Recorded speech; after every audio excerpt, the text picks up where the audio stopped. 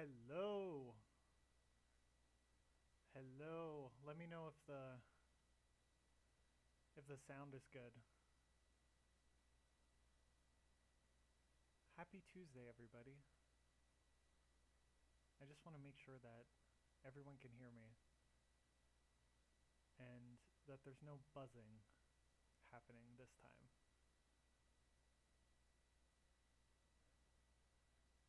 I'm wearing a tank top because today is so hot here in Mexico. Normally I'm just inside because I have no reason to leave unless it's going to the store or something. But today I had to go to a mall, get some other supplies, and then I had lunch with my boyfriend, and I walked the whole way. So I walked for probably, I don't know, like 3 hours in total. Um, I could have taken the bus, but I thought I might as well get some exercising in. But it is so hot in the sun. Oh, goodness. I don't know how to fix it. Let me see what I can do. Um, Let me see.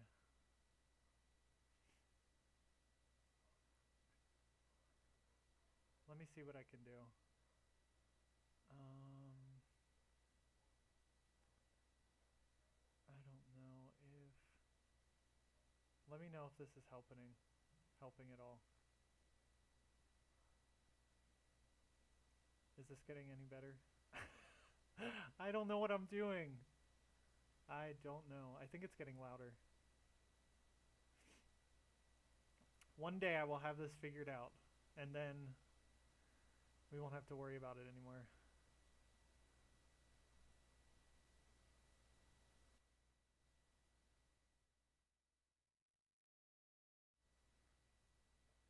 Oh boy.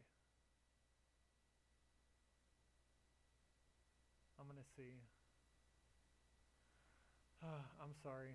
Let me let me put on some music that I know will work so that um, you all can listen to something as I'm trying to figure this out. Man,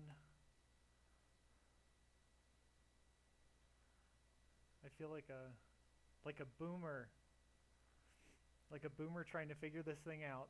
It's a little better. Okay, maybe I'm figuring it out. Oh wait, let me see if this is working. Is this better? Let me know. I don't want everyone to have their volume up all the way. I'll go to this and let me know if this is good. All right. Um,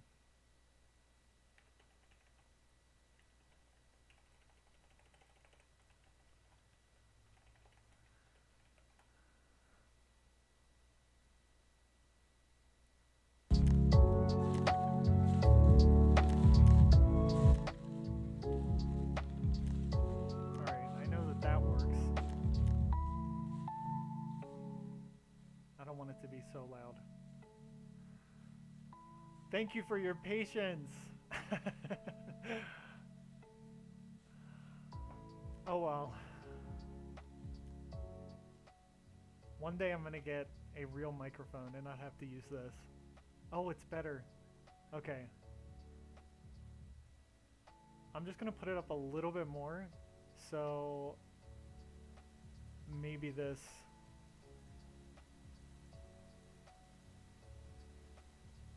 Alright. Let me see. Tell me how this is. Alright. Well, now that we've figured that out for the first 10 minutes, how's everybody doing?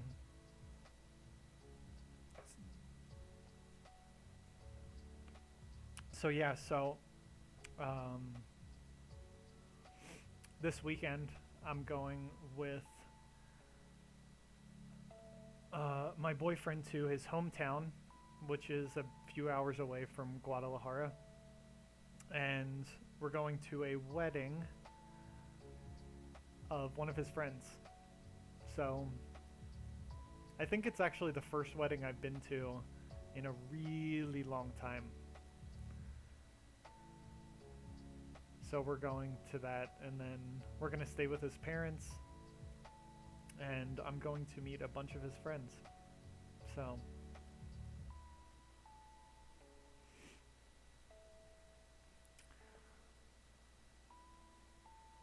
so I had a wonderful opportunity to speak with my my psychologist, pardon.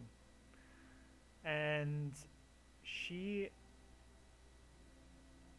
well, what happened was before I left my community and I left the priesthood and the Catholic Church, I knew that I was having a really difficult time, and it wasn't something that was merely spiritual. It wasn't a matter of saying a few more rosaries every day and then everything would be fine. So I asked my superiors for help. I asked them to find me a psychologist. Surviving finals, otherwise pretty good.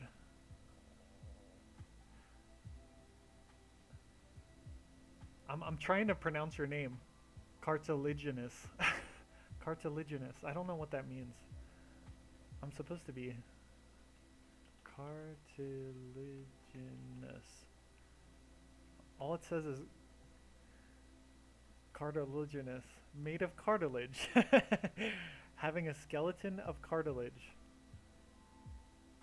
Where did that come from, that name? I thought that it had something to do with cartilage, but anyway, so I asked for a therapist. I asked for therapy, and my superior here in Mexico said, Francis, well, he said father, but Francis, yes, we'll find you one. We're going to look for a psychologist from the community who is a member of one of our churches. And from what I've understood, not from him directly, but from the spirit of that community, is it's better to keep all of the problems in-house. So you don't want to expose it to people outside because it might scandalize them or something. So so there was this tendency of not sweeping it under the rug, but keeping it from the public eyes. So he said he'd do that. And a month went by, 2 months went by. I asked again, and he said, yes, we're looking for one. I never got one. I never got a therapist when I was in the community. But when I left, I thought, well, one of the first things I have to do is I have to go to therapy. I mean, after I think it's good for people to go to therapy and not wait until, standing on the cliff's edge. I think it's good to kind of go and recenter things. Kind of like going to get a checkup with your car. Don't wait until your car's broken down on the side of the road. But if your car is broken on the side of the road, do something. And as a child, I was obsessed with sharks and manta rays. Well, there you go. Now I know cartilaginous. Cartilaginous. Cartilaginous. I will call you Cardi. Cardi S, not Cardi B, Cardi S. So I eventually, I was looking for, because I'm here in Mexico, in Guadalajara, and I was looking for a therapist, psychologist that could speak English, because I could speak Spanish, but I wasn't very good at expressing myself, and especially when you're dealing with something complicated, like your thoughts or your emotions or something more personal like that, you want to, at least I want to be very specific, or as specific as I possibly can be. So I found the psychologist that I did a video with that's coming out in an hour and a half. So we did a conversation video, and I thought it was really awesome. She's a very smart lady, and you know it's so interesting. I, you know what's so interesting? I say that's so interesting all the time. I noticed when I was editing my video with her that a lot of times before I started or before I responded, I'd say, "Oh, that's so interesting." It's funny until you actually hear yourself played back at you that you see all the things you do, all of the ticks that you have, like where you put your fingers, or some people go like this, or they do things, facial things, or they say certain things, and I noticed that I say that's so interesting, and I edited a lot of them out because I was getting sick of myself. Because I thought if I'm sick of myself, I don't want other people to get sick of that.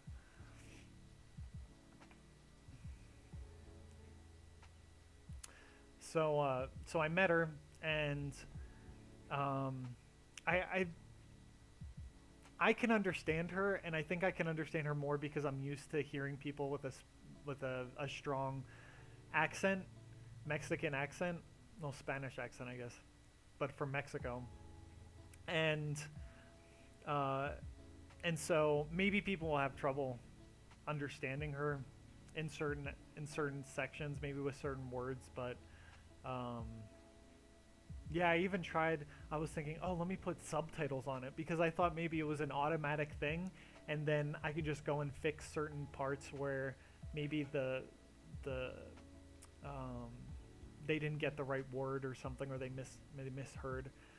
But no, you have to write every single word down and also put it with the time, each of the milliseconds. So I decided to not do that for an hour and 45-minute conversation. I think that was a better option.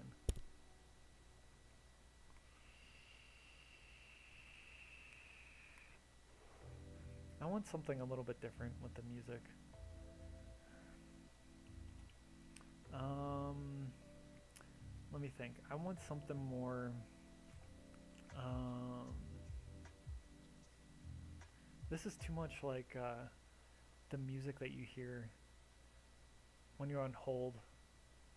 Japanese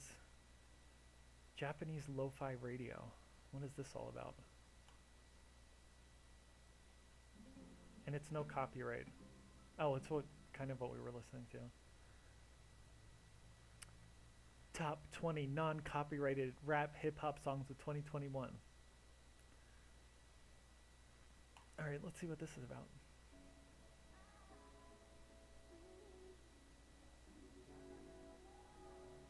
All right, let's see how that goes. Hello, Francis. Have you read or searched about... Oh, shoot. No, we don't need any words. Chill Hop Radio. I don't know if this is non-copyrighted. Sorry.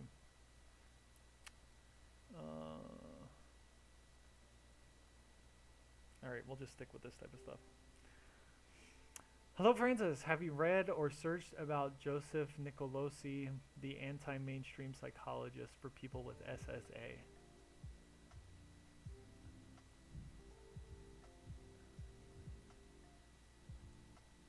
Joseph Nicolosi. I think I've actually looked at him a while ago. Let me see. Joseph Nicolosi.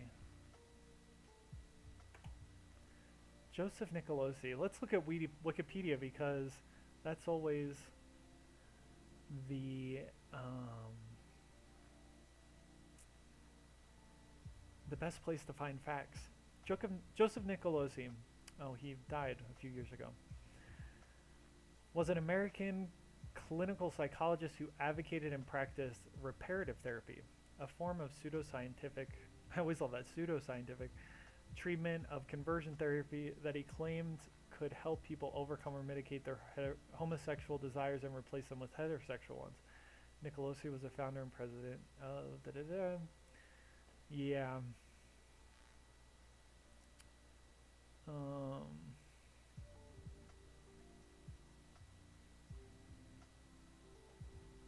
yeah, I did. I did see a little bit about him, and even with the thing that's going on with Milo Yiannopoulos doing his, I want to see let's see an update on Milo Yiannopoulos. Um, let's see if there's anything. Most of the stuff is from a long time ago. I don't see anything.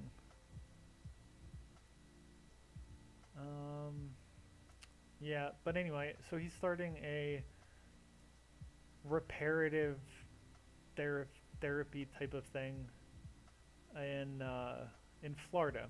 He's raising money right now, and I made a video about it, and I think that it's I understand that there's a thing called trauma. That's a real thing. I don't know if you knew that. There's a thing called trauma out there. And especially at a young age, trauma can cause a lot of problems. I think that I see in a lot of people, whether homosexual or heterosexual, that they have destructive behaviors, and they do things that are not good for them or the people that they're associating with. So, do I think that there are people out there who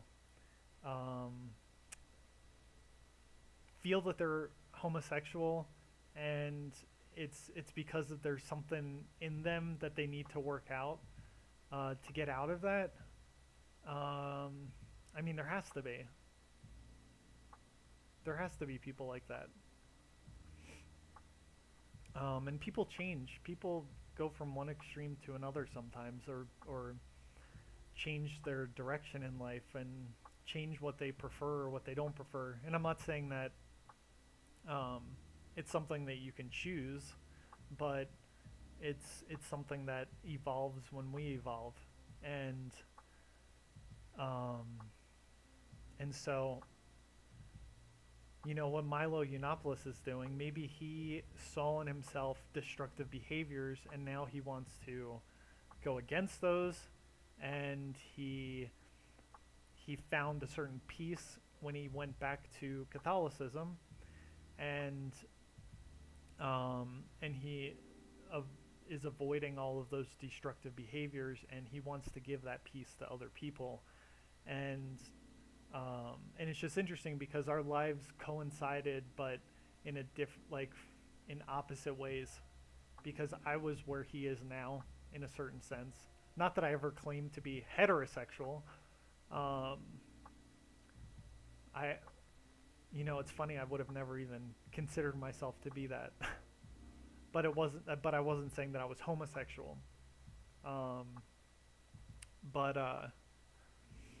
But yeah, so he wants to give that to other people, and he promises them that they too can change, that they can go back to the trauma that caused their homosexualness, because maybe that's what it was for him. And I don't think anybody's life's perfect. I think we all have had difficult pasts, maybe difficult childhoods. But in my eyes, it seems like a very drastic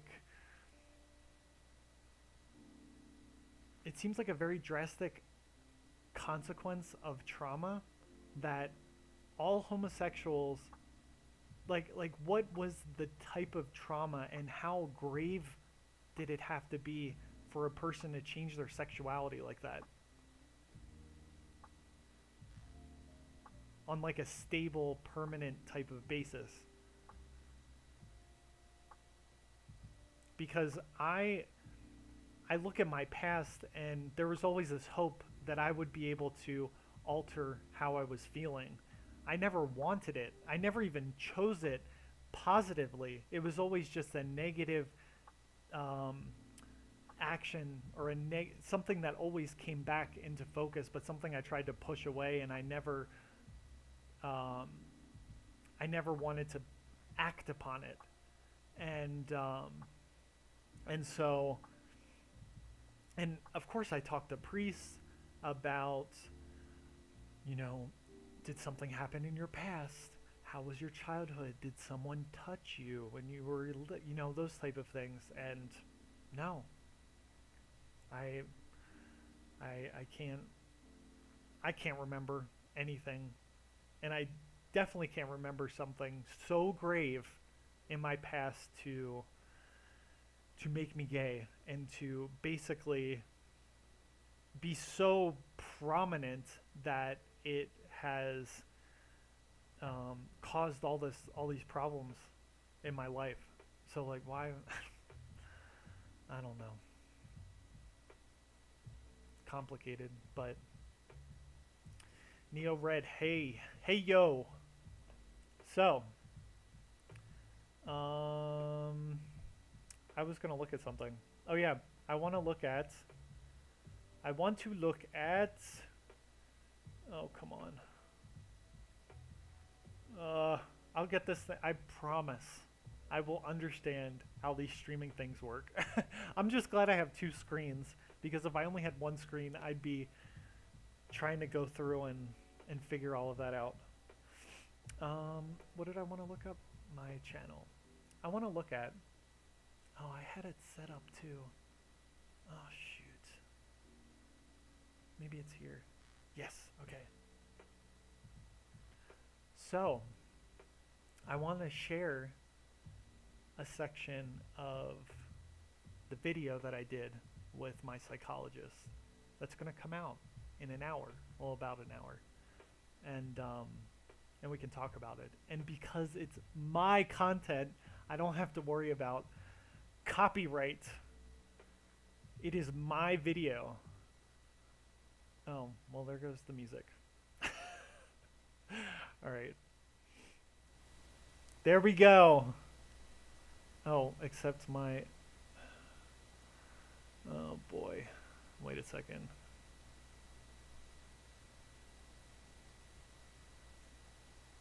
Let's see. Ta-da! Look at me. That was supposed to be a smooth transition. Okay, there we go. I'll just have to get in. There we go. All right. So this is Veronica Marin. Veronica Marin. Um, she was my psychologist, and she actually studied at Stanford in the United States. She was born in the United States, and she has so much education under her belt, and I mean, just a very, very intelligent lady. I actually took classes with her. She teaches at a university here, and she doesn't get paid hardly anything to do it. And she's one of their best professors, but they don't pay very well here. They don't hold those type, not unless you're at a very private, wealthy type of college. The professors, because she works in the public university, because she has that type of mentality where she wants to help the people as much as possible. Like, she doesn't want to use her status to give her the best positions, even though she could. And yeah, so So yeah, so she studied in the United States. She came back here because she wanted to raise her daughter here in Mexico. She's I mean, there's a lot of things. What I like about her is that we don't agree on everything. She holds a lot of views that I don't necessarily agree with to the extent that she does or whatever. You know, we have different views, um, but we see the humanity in each. I don't want to be all gushy and stuff like that. Who cares? We respect each other. So anyway, so I want to play. Let me see. Where are we at right now? 10:42. I just want to go a little bit before. Let's see. Let me know if this sounds good or bad, please. Because we really need more subjects to run the experiment, and people are like learning that this is very bad. So could you help us? And people will be like, okay, yeah, I can do that. But there were other people that they will offer a Okay, she's dollar, talking about and they will be like, a oh, an experiment. Let me see if I can go a little bit more.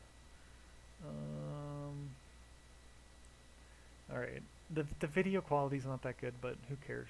When it's a good conversation, it doesn't matter. Right? That's what I always say, especially when I don't have the equipment to do anything good. All right. very, very, very interesting. He asked people to come and do and participate in an experiment that was so extremely boring. They had like 100 knobs, and they had to turn each knob to the left. And they tricked them to believe that it was an experiment about learning capacities. Can everybody And hear people were okay? like, God, this is So, um, Festinger, I think that's his name. He, yeah, Leon Festinger. If you can see where I have it highlighted on the video. Anyway, so he did an experiment where people had to, he tricked them. There's a lot of ethical problems, I guess, in the 50s or in the past, using people like lab rats. But he tricked people saying, oh, this is a learning capacity type of experiment where you have this board and you have to turn the knobs to the left or something like that, and all of that. And but that wasn't the purpose of the experiment. It was meant to be boring because he wanted to see if people could convince themselves that it actually was good, that it was that they were doing something that was important. So they have their experience, which was, this is so boring, it seems so pointless, but in their head, could they convince themselves that it was good, it was important, and they didn't just waste their time? so Yeah. hard.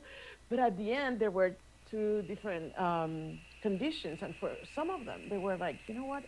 I'll give you $20 if you help me convince others that this is not as bad, because we really need more subjects to run the experiment, and people are like learning that this is very bad. So could you help us? And people will be like, okay, yeah, I can do that. But there were other people that they will offer a dollar, and they will be like, okay, so could you please help us convince people? We can give you a dollar to help explain the experiment and let them know that, it's not as bad. And the thing is that he figured out that there is something called cognitive dissonance. Cognitive dissonance. So I don't know about, not in this context, but people nowadays, because mental health, which is good, mental health is something that people are thinking about now. It's good to think of mental health. It's good. But people just throw out words that they don't understand. I can't tell you how many times people have used cognitive dissonance in a way that it wasn't, I don't like an excuse, or Like people diagnose themselves or diagnose other people, or oh, you know what that is? That's cognitive dissonance. You know what your problem is? You're suffering from cognitive dissonance. And it's annoying. So he paid $20 to people and said, hey, I'm going to pay you to convince other people that this is a good thing. And then he gave people $1 to for the same thing. So $20 people or $1 people. Cognitive dissonance is this phenomenon in which you start doubting. You start doubting what you know, what you believe, what you the sense of truth that you have about things, you know, and it makes us feel very uncomfortable to the point in which we can convince ourselves of something that is not true in order to talk to others about it. So what happened is that those that had. Does that make sense?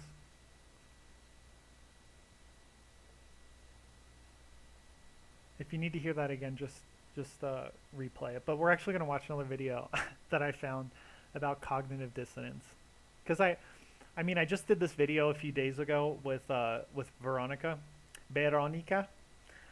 um, and I've heard of it before. I've looked at cognitive dissonance before, but I thought it was good to have it in a more simplified way. So we'll watch another video, which isn't mine, so we'll have to be careful with copyright issues. So, so yeah, let's keep going. So now we're going to look at the conclusions with the $20 people or the $1 people. Being paid $20 were like, when interviewed afterwards, they asked them, so did you think it was boring? And they were like, oh, boring as hell. I will never do it again, you know. She's funny. But for those people that were paid $1, which means they really did it because they wanted it, not because they had to, they had any recompense. They persuade themselves. They convince themselves that it wasn't boring. So in the interviews, they asked them, so did you think it was boring? No, not at all. Would you do it again? Of course, absolutely. It's not that bad. That's interesting. And one thing that throughout, you guys will see if you watch the video, it's a really interesting video.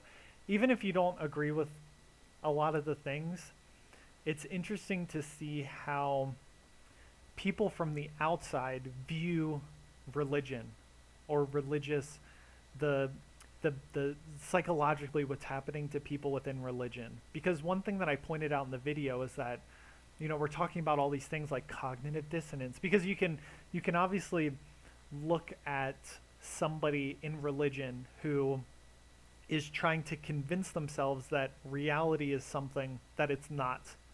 Like if you're from the perspective of someone outside of religion and you look at someone who's in religion, who has an opinion that you don't have, you think, oh man, they must have cognitive dissonance because what I believe is the right thing and it's reality, and what they believe is not. So they're experiencing the same reality objectively outside of us, the same as me, but they have to follow a doctrine. So they have to twist reality to make it make sense in their religious view.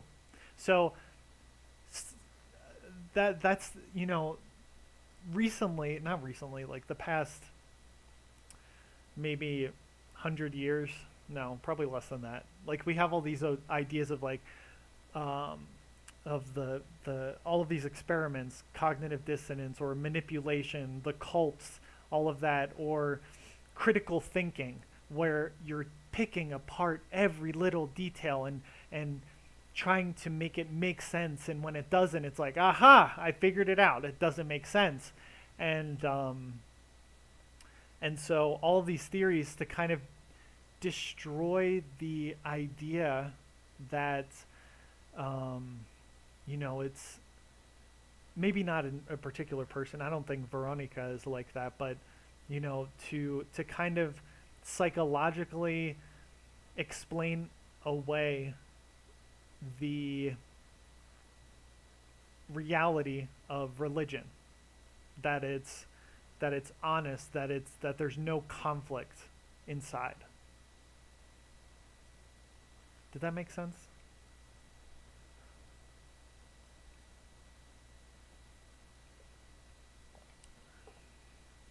Let's listen to me. I love to listen to me. So many things to take out of that. I know, right? But after learning about I am such a dork. What am I doing on the screen? What are you doing watching me?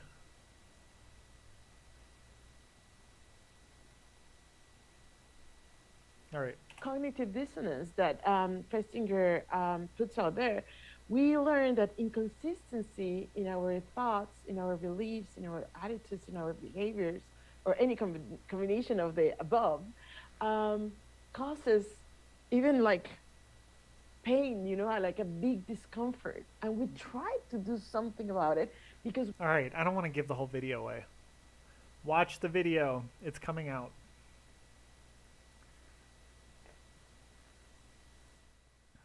It will come out in an hour. Gymnastics will tire the body. Mental gymnastics will surely tire one's mind. I feel that often. Yeah, for sure. Actually, just studying. How exhausted are we after spending a whole day sitting on our butt reading a book and trying to understand concepts? I feel more tired after studying than if I go to the gym or something. And I don't look like I go to the gym. But yeah, so you're right. One thing that was interesting about, there I go. That was interesting. One thing that was enlightening about the talk. Now I forgot my idea. I was making fun of myself. All right, let's look at this other video. Ta-da! That was a lot more smooth. Except this light is. Oh no, it's not this light. It's this light.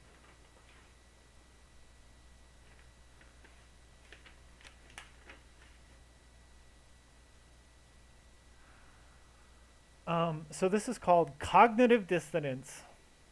Concepts unwrapped. All right. So let's see what they have to say. I actually watched the first few minutes, and well, it's only 5 minutes long, 6 minutes. But within the first minute, there was this guy that said, "I used to be Catholic," and I was like, "Oh, this is a video I want to watch." Whenever I hear someone was Catholic or something, I'm always like, yes, keep talking. It's like I automatically connect with that. So I'll have to stop it every once in a while. Sorry for interrupting. Let's go. Oh, I hate these educational type videos where they do this like we're, 3-year-olds.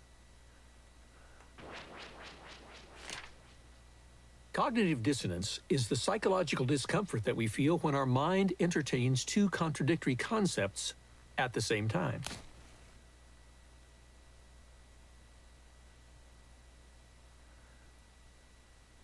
That was my pause. Let's keep going. For example, I should smoke because I enjoy it. And I shouldn't smoke because it causes cancer. Okay. This is something that I'd love to dive into more because they always give this type of example with smoking. They say when your mind has two contradictory thoughts, contradictory, that means one excludes the other. It's like A or non-A, right? Those are contradictory. They can't be, they can't exist at the same time. But if you have something like, I enjoy smoking and smoking causes me cancer, yeah, you can have both of those at the same time because they don't look at the same, um, the exact same thing. What would be contradictory was, I enjoy smoking. I don't enjoy smoking. Does that make sense? That would be like really contradictory. Well, that would be contradictory, but this is I mean, I guess these are things you just learn when you're studying it, but I mean that was the first thought that came to my head. Am I just reading too much into it? Let's keep going. When the concepts have ethical implications, this discomfort is called moral dissonance or ethical dissonance.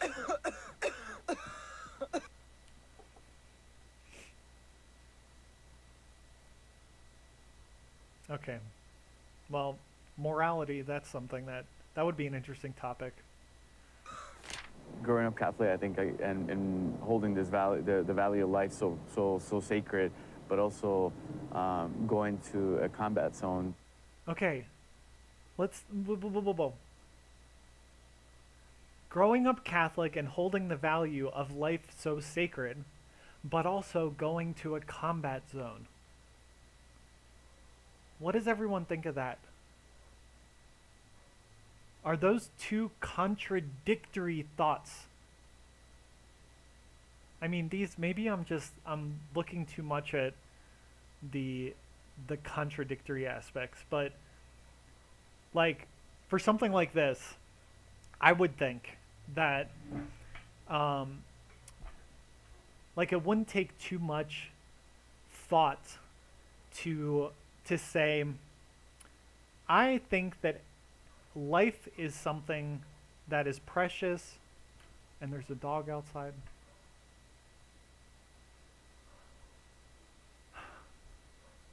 I think that life is precious, right? And going into war is like you tolerate, like there's a defense of life. I mean, we're talking about like a justified war, like a defensive war or something like that. Let's just take that example. I don't want to get into the morality of war, but let's just say the enemy's coming to you and is at your wall, and you have to defend the citizens inside or you will be destroyed. So you're going to defend life and indirectly destroy other life. But they're not contradictory. It would be like, life is sacred, but I like to kill. I think life is sacred, but I like to destroy life. Maybe that would be contradictory. I don't know. Let's keep watching. I think I'm just reading too much into this. Combat zone. Do I have a duty to the country, and I also have a duty to myself as a person who believes in the value of life.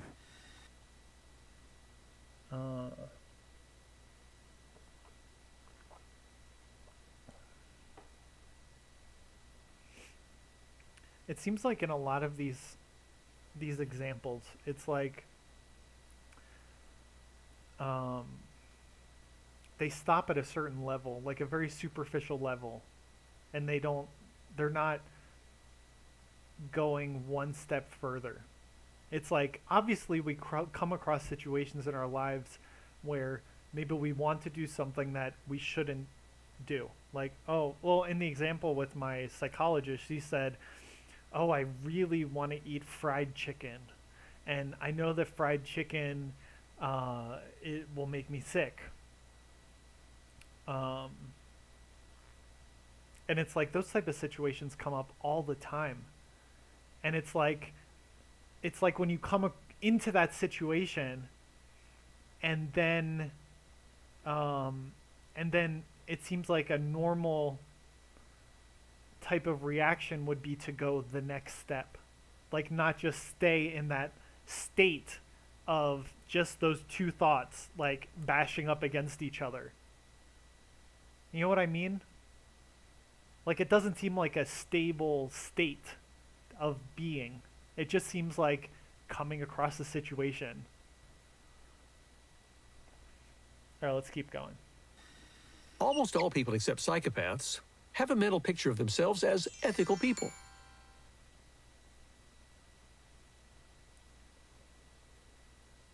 One thing I learned studying Aristotle and natural philosophy was that we all do things because we think that they're good.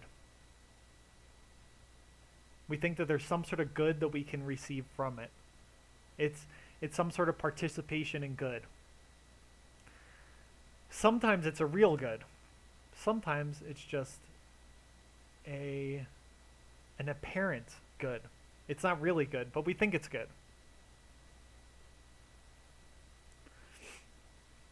It's funny. We all think ourselves are good people.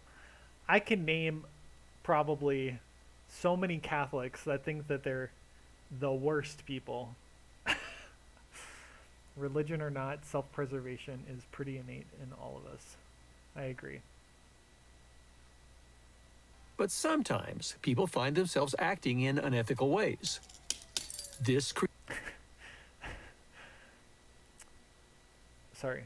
I'm just going to keep okay, let's just play this over again. People find themselves acting in unethical ways. This creates cognitive dissonance. The important thing is how people resolve that moral dissonance. So now we're talking about moral dissonance. So cognitive dissonance, okay. Cognitive dissonance is just the two thoughts. But when you're acting,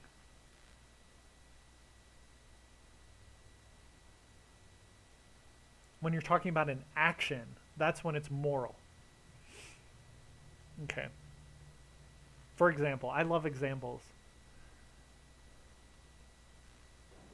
For example, suppose you think of yourself as a good person, but your boss asked you to mislead customers about the reliability of your company's new product. Yeah. And you say no. It seems like these are just moral situations. I don't know. I need to read more into this. This situation creates cognitive dissonance that is psychologically and emotionally uncomfortable. How is it uncomfortable? You think of yourself as a good person. You come across a difficult situation and you think, am I going to continue to be the person that I think I am with principles that I am, that I think I have? Or am I going to follow my dumb boss who wants me to do this?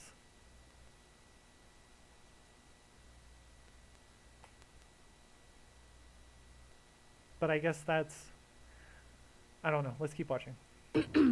In this context, the dissonance seems to manifest as guilt, an unpleasant emotion that you wish to resolve. Wait, so we're talking about someone who is... Alright, I'm not liking this video. I don't know, it just doesn't seem very clear.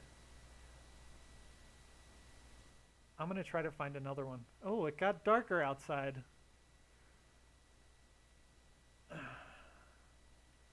Oh boy.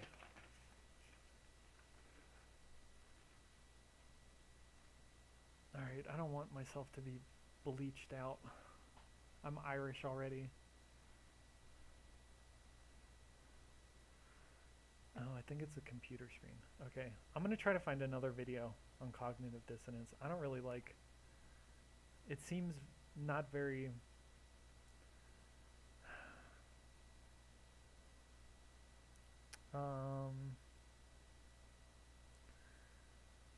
Well, maybe I'll do a video on that.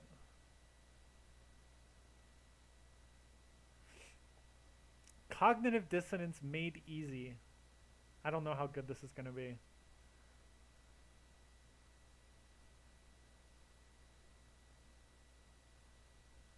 All right, let's see how this is. LOL, this is the mental gymnastics because morals can't be measured. Morals is definitely something that, I'd like to. I I I think that they exist, but I don't know exactly what. I think there's a certain. Oh, this is gonna open a big can of worms.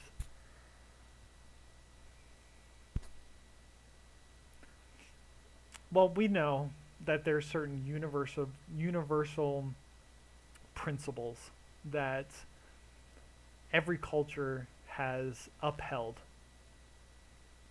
to just to certain degrees.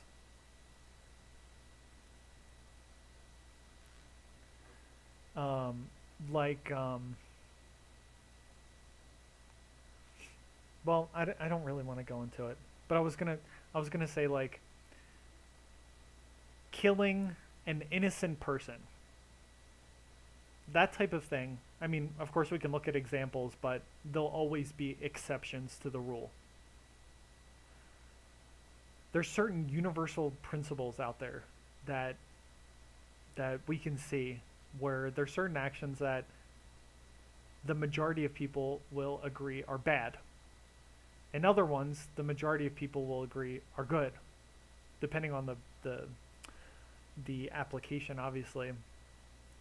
But even just having those general universal type principles shows that there has to be something within our human makeup, that rationality that gives us those conclusions. I wonder if Crash Course made a video on cognitive dissonance. I find their videos to be informative. Crash Course. Let me see. Crash Course.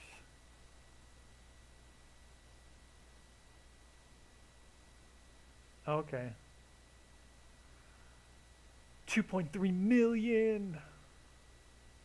All right, let's look at this. Oh, I know this guy. I mean, I don't know him, but I've seen him before. Anyway, morality, that's something that'd be interesting to talk about with someone. So let's see what this guy has to offer. Question. Why do people do horrible things? Slave owners and Nazis, any of the perpetrators of history's atrocities, how do they so successfully dehumanize other people for so long? Why do people do bad things? All right, I want to make sure everything... Is the sound good? Is everything good? Is everybody enjoying themselves?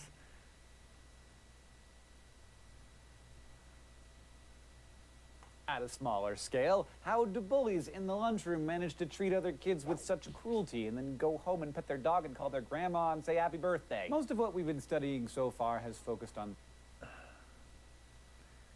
Man, I see all of this. I know what they're going to say. And I would love to have somebody here to talk to about this and to answer specific questions. Because it seems like a lot of these videos are, I don't know, they're not, well, let's just keep going. The individual. We've covered subfields of psychology like cognitive, personality, and clinical psychology, which tend to address the phenomena contained within a single person's mind. But there's also social psychology, which focuses on the power of the situation. It examines how we think about, influence, and relate. Okay. I just wanted to pause it for a second.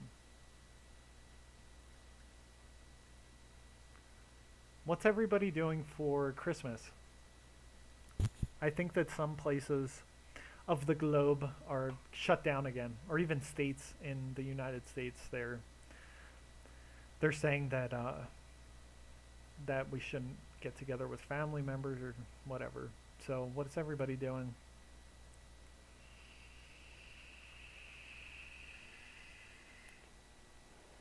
to one another in certain conditions, and it's better equipped to answer this question about people doing horrible things. Social psychology can not only give us some of the tools we need to understand why people behave brutally, it can also help us understand why we sometimes act heroically. Like, why did Jean Valjean... Okay, I just want to get to... There we go. Oh, a big introduction. But I do like when people put things in context, because sometimes it's hard to connect the different elements of different subjects and see the big picture. Okay, I have a feeling this is copyrighted. Let's go. Social thinking. I love the drawings. A little bit traumatic. Oh my goodness. Do you see this? Do you see this girl in the middle? Her shirt says a little bit traumatic. Oh, it says dramatic.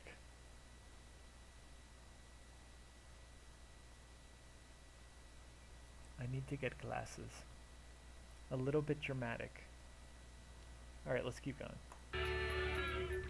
When we're trying to understand why people act like villains or heroes, one of the things we're really asking is, did they do what they did because of their personality or their situation? Austrian psychologist Fritz Heider began plumbing the depths of this question in the 1920s when he was developing what's now known as the attribution theory. This theory is the theory that we can explain someone's behavior by crediting either their stable, enduring traits, also known as their disposition, or the situation at hand.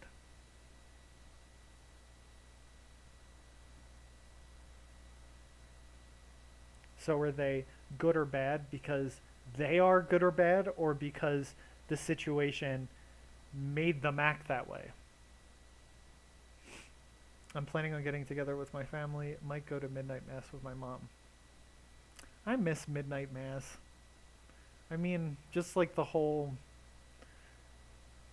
I don't know, it was just like it was really nice with the family, getting everyone together and doing something different, because usually it's when everyone wants to go to bed, but you know, it's really exciting.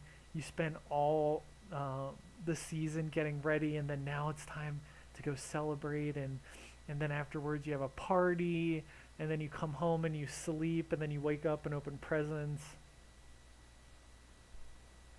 Those are things that I miss, like the traditions. I'll have to see what I can apply now in my life. All right. simply suggests that we can explain someone's behavior by crediting either their stable, enduring traits, also known as their disposition, or the situation at hand. And we tend to attribute people's I'm getting annoyed by his voice. Being packed like sardines, yeah, for sure. 'Cause you know why? You know, you go to any sort of mass during the week, and there's like, you know, the same old lady who sits at the back so she can, like, you know, look at everyone and make sure everyone's doing what they need to do. You know, she has her head, well, at least in the community that I was a part of, she has her head scarf and she has her book, but she has her glasses, but she's always looking at everyone. And then you have the person in the front who has to, you know, they have to be the most demonstrative and make sure that the priest sees them and how pious they're being. And they don't want any distraction from the other people, so that's why they're up at the front. And then, you know, you have the normal people in the middle. We always sat in the middle and all the way to the outside. We never wanted to be on the middle on the inside. I'll admit that the candles in the dark were pretty. Yeah, for sure. You know, there's all of those things about the Catholic Church I loved so much. Like, just the aesthetics. Not that that was the main driving force for me, but, you know, it was so cool. Even like when during Lent, so the period right before Easter, it's a time of penance for people who don't know. In Catholicism, where, you know, you're fasting, you're not doing things that maybe you enjoyed, and just to kind of bring home the fact that, you know, you're gonna die, and you're a sinner and you need to make up for the sin and kind of clear your head too. And yeah, the smells and the bells. But during that time, there's a week where they put covers on all of the statues and the images, and they take all the flowers off the altar, and it's like they strip everything away. And that was always so impactful for me, like those moments. And you know, it's really, you know, if it wasn't for the Catholic Church, a lot of art in general and a lot of those ceremonies would have just fallen away. We usually sat in the back of the middle. The back of the middle. Okay, yeah. So not the middle, but towards the back. All right. All right, let's keep going. I'm not enjoying this guy's voice, I gotta admit. But let's see what he says.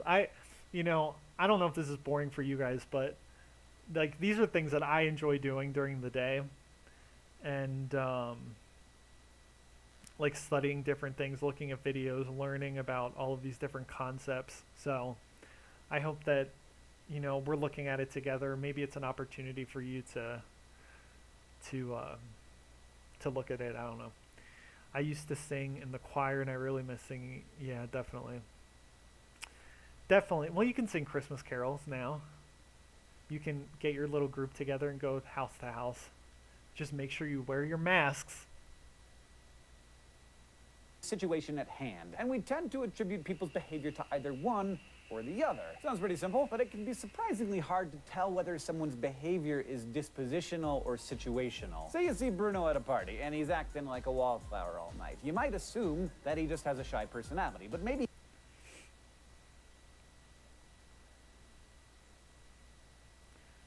You know, why is it a problem that the guy is over in the corner, a wallflower, just sitting there, just enjoying himself, and here's this guy with an annoying voice, you know, trying to psychologically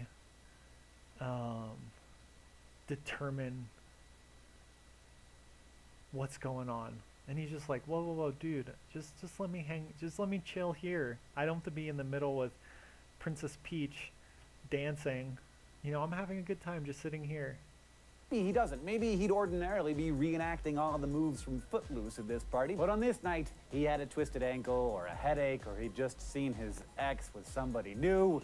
Those are all situational explanations. Or maybe he's just happy where he is. Estimating the forces of personality while underestimating the power of the situation is called the fundamental attribution error. And as you can imagine, making this kind of error can... All right. I mean, this seems a little bit more extensive than what I was thinking.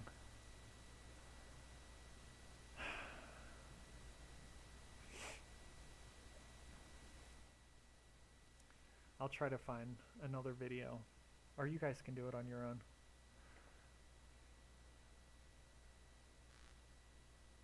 I'm gonna play a little bit more from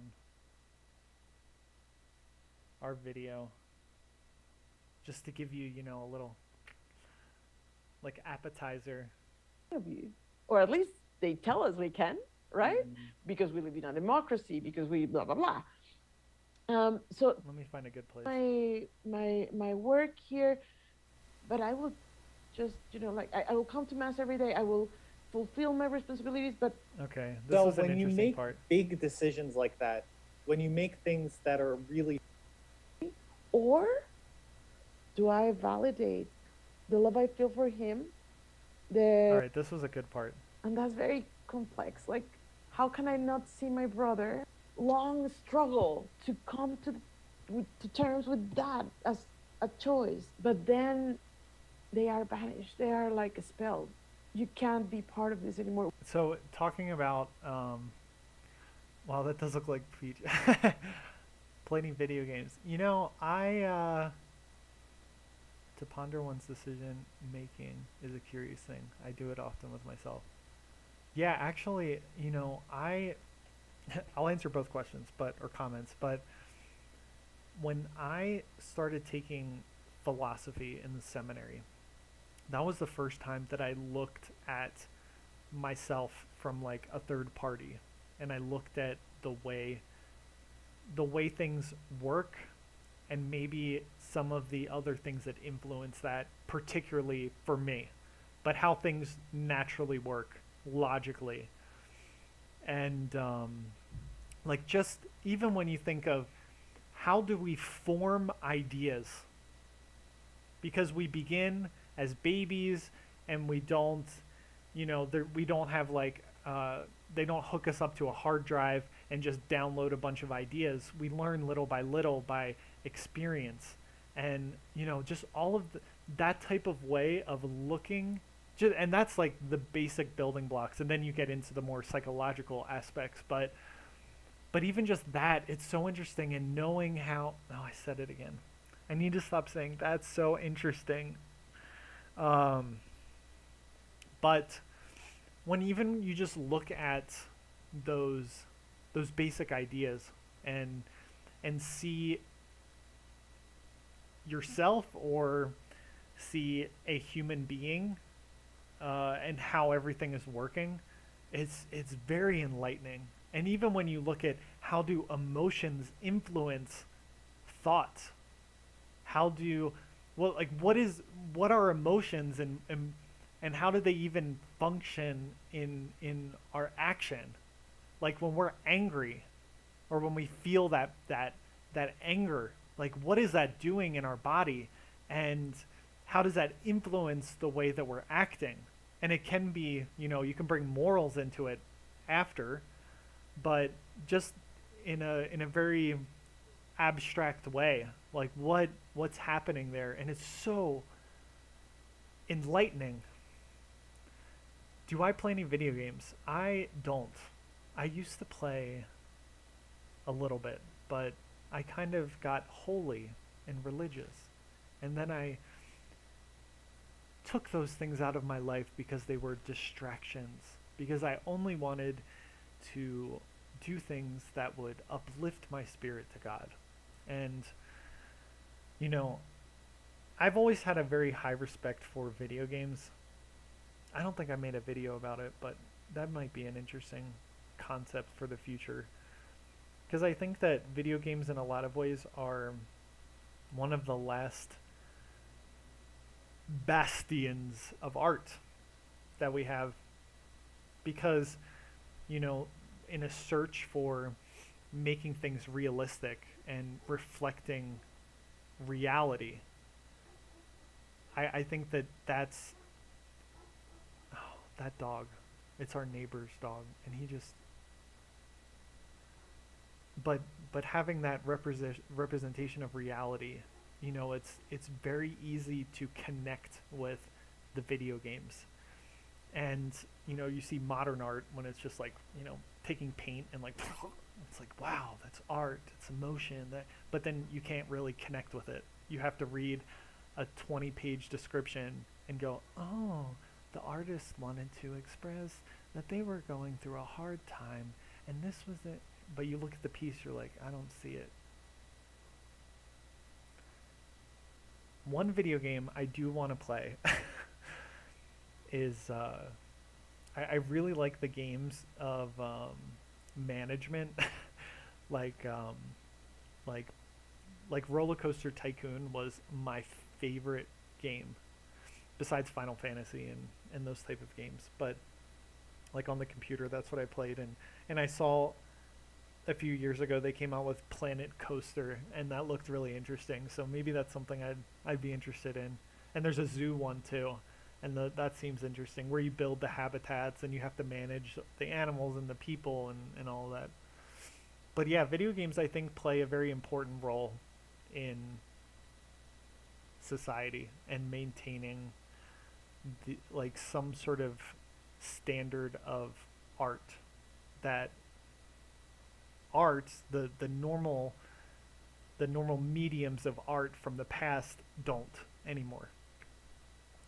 The fundamental attribution error basically means Basically just means that when we try to understand why someone else acts a certain way, we tend to think only about their personality or conscious decisions as cause. Yeah. But maybe it was their conscious decision that led them to break their foot. And that's why they're being a wallflower. So it is based upon their conscious decision. No, I know what you mean.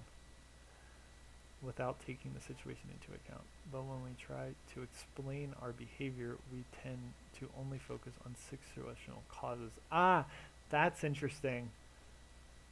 But when we try to explain our own behavior, we tend to focus on situational causes. It's always more comfortable to blame a situation than ourselves. That is genius. Chaley. Is it Chaley? Chaley Carval. Yes. I get that. And I would totally watch you gaming on here. Animal Crossing is like that. It's fun too. Yeah, I've heard that too. I don't know, but I really like the realistic aspect of Planet Coaster. Like I've been just in the zoo one, like they make the animals like you know the ears. I don't know if you can see me, but like the ear twitches, like when it's walking around. Like it just seems so awesome, and I love designing things and then yeah, just the whole management aspect too. But I was so bad at Roller Coaster Tycoon. I was so bad. I like totally, you know, when you're a kid, you just don't understand concepts, and I just could never get onto the campaign mode and go to the next level because I just didn't get it. I didn't get the basic concepts, the basic ideas.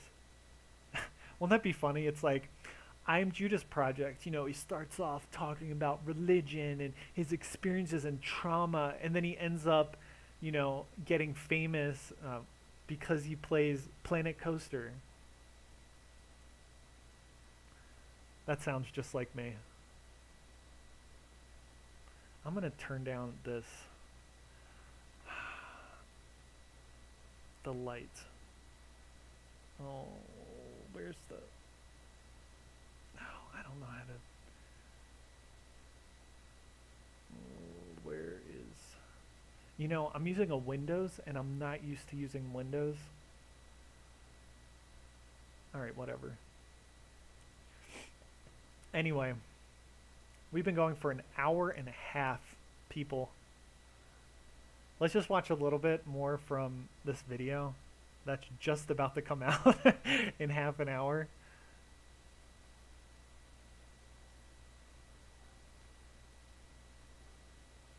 We can't see you anymore, but we still love them. Okay, so like I said before, we're talking about people who have doubts or who do something that's against the community. They're banished from the community. And we're not just talking, well, here we're talking about religion. But I make a point in the video to say, remember, these principles are not just for religion. This is for any sort of structure like that, ideological structure. If you don't do things according to the structure, then in order to preserve the members and preserve the unity and the apparent stability of the structure, you have to kick those people out and banish them, or people are just, it's like an infection, a disease that just tears through a structure. And that's very complex. Like, how can I not see my brother, not love my brother, if I love him, you know? He did something that we're not supposed to do, but I still love him. Back a little bit more, sorry. It's hard to just stop right in the middle. Everything works when there's no deviation. Like if you're the ideal Christian, the funniest then faces. being in Christianity just works. It just fits. You just fit right in. But some people, it just doesn't. Wait, that was a white supremacy. Isn't that white? No, she was doing A-OK. People. She's Hispanic. work, and then that's when things start falling apart.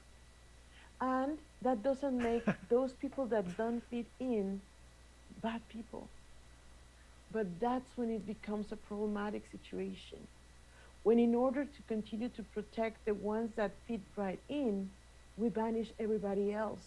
And not only that, but we say they are rotten or broken. They are rotten. They are broken. LOL, here's to your rise in fame in the gaming world. Yeah, right. Oh my goodness. What's with the... Alright, next step to my streaming journey is figuring out how to fix the stupid settings on my face. I look like I'm... whatever. Or lost. And what's the reason for that? Why? I've And what's so the many reason people for have that? come to me, privately messaged me and said they left religion for whatever reason. And for a lot of people, it's for a very honest reason. It wasn't, oh, I want to go do this now, or it seemed, at least from what they told me, it seemed very Complete honest. sentences, Francis. And they're just completely shut off from their family and from their religious community. So I'm talking about other people, but I'm talking about myself too. why do religious people do that? Why is that necessary for them to do that? Yeah, that's a very, very good question. The thing is that, for example, let's think of my brother. Let's say I have a brother, and my brother decided to divorce, and that is a big no-no. How many people know of a situation like this? Of a situation like this where there's a wedding, a funeral, or someone does something like divorce. Maybe it's your brother, your cousin, an uncle, an aunt, family friend, and it becomes like the end of the world. I remember situations where parents would come to me, Father, I don't know what to do. My son is gonna get married to this girl, and she's not Catholic, and I want to go and I want to be supportive, but I love it, but I don't want to give them the impression that I agree with them. I don't want to give them the impression that I'm condoning their marriage outside of the community. And I know so many parents that they attended their child's wedding, but the excuse or the reason given was, okay, in principle, no. A Catholic cannot attend non-Catholic ceremonies or whatever. That is the principle. But if the situation is so important that it will cause problems, big enough problems that it will tear through the family or tear through a relationship so much that it will have grave effects, that you will be cut off from people, that maybe you will not have that connection, that influence that you had before, and it will lead people farther away, then you can go. So, the priests tell the people to go to the wedding, but don't stand up when everyone else stands up, or don't participate in the ceremony, the non-Catholic ceremony. Don't participate. Just be present. Make sure that, the people that matter know that you're there, but don't be close. Don't be a group. Don't give the impression that you are going along with the motions because you accept them. And it's like, what does that mean? In practice, it means you have these two people, or however many, who just sit there when everyone else is standing up, and you look at them like, the people look at them like, who the heck are these people? Why are they even here? Why are they even here? And then you think of the family member, whoever that they're there supporting, and I would prefer that they weren't even there. I have a friend who was struggling with her family and planning her wedding. Her mother told her that they will not go to her wedding if it's not in a Catholic church.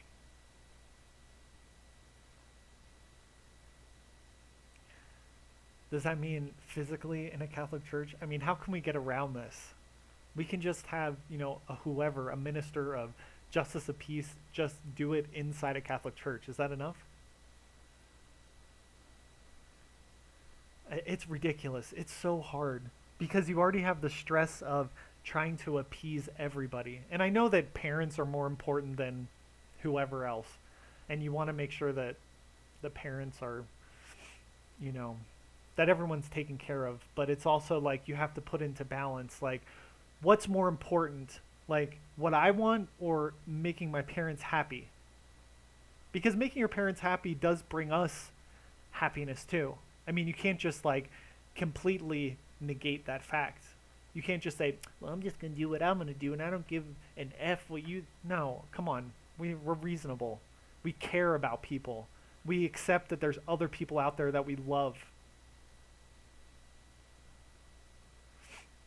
But it's so hard. It's so hard. That's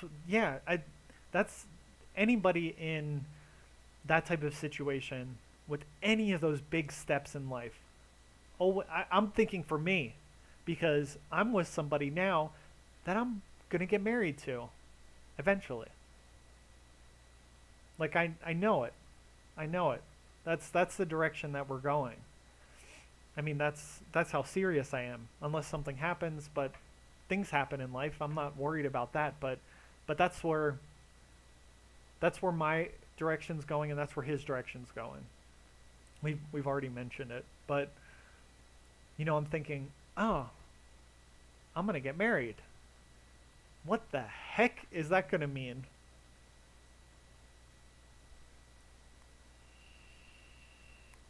I mean, obviously my family's not coming. I wouldn't expect them to come. Excuse me. I was going to burp on stream. All right. Let's just watch a little bit more. In my religious community. But he really was miserable. And actually, they all in that family were not having a very good time. So she's giving a hypothetical situation about her brother, she doesn't have one, that got divorced. And now she's explaining, well, they didn't have, it wasn't a good experience for them. Together, it really wasn't working. And they did everything. It was a long struggle, like a 10, 12, 15-year long struggle to come to terms with that as a choice. But then they are banished. They are like expelled. You can't be part of this anymore. We can't see you anymore. But we still love them. And that's very complex. Like, how can I not see my brother, not love my brother, if I love him, He did something that we're not supposed to do, but I still love him. And this is the root of the issue. This is why it's difficult. Because it's like, do I maintain the principles that I've upheld even though this situation is difficult? Or do I go against those principles?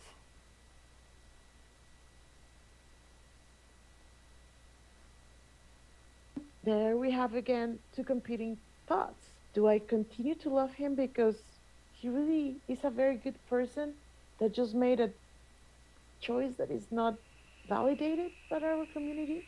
Or do I validate over the love I feel for him, the guidelines that I've been giving? Because if I don't do this, I will be offending someone in the community.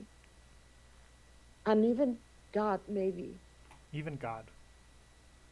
That's the issue. It doesn't matter about the little old lady in the back of the church. It's God.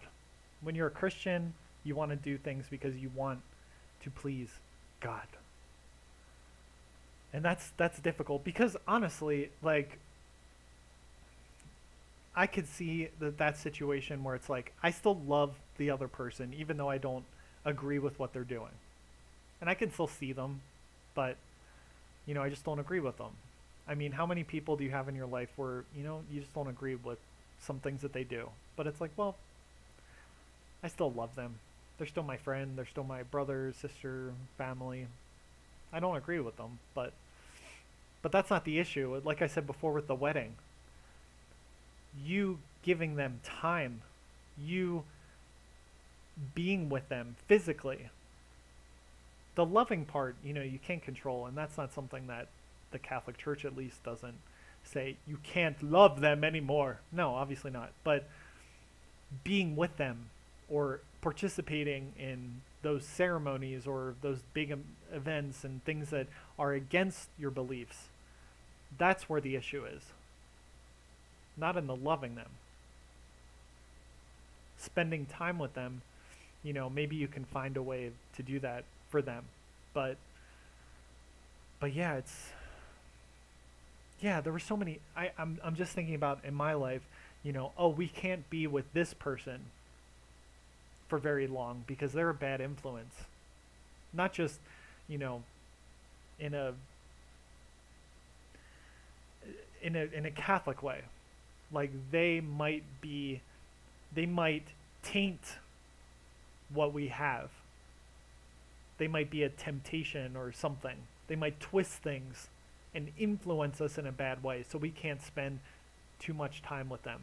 Which, I mean, there's certain people that we shouldn't be around because of that type of situation. But it was specific about, the faith and religion. I don't know. I think that's good enough for that.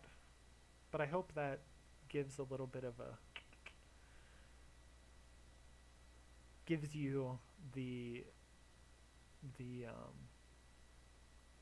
what am I trying to say? Like a I'm only thinking of the Spanish word appetizer. It's the appetizer, and the main course is coming in 15 minutes. So I'm going to get out of here. Thank you for watching. Give the video a like, this live video a like, and watch the interview, and let me know what you think. And watch it in your time. It's a long video. It's an hour and 45 minutes. So just go on and watch 15 minutes here, there, whatever, and take it in pieces. There's a lot to think about. That's what I want to give to people. Just things to think about. I'm not here telling you what to do. So, goodbye. I'll try to do something next week. It's Christmas week, so I'll do a live. I'll do some sort of video, hopefully. I'm going to the wedding, so maybe I'll make a vlog type video. I don't know. And yeah. So thank you for coming. And I'll see you next time.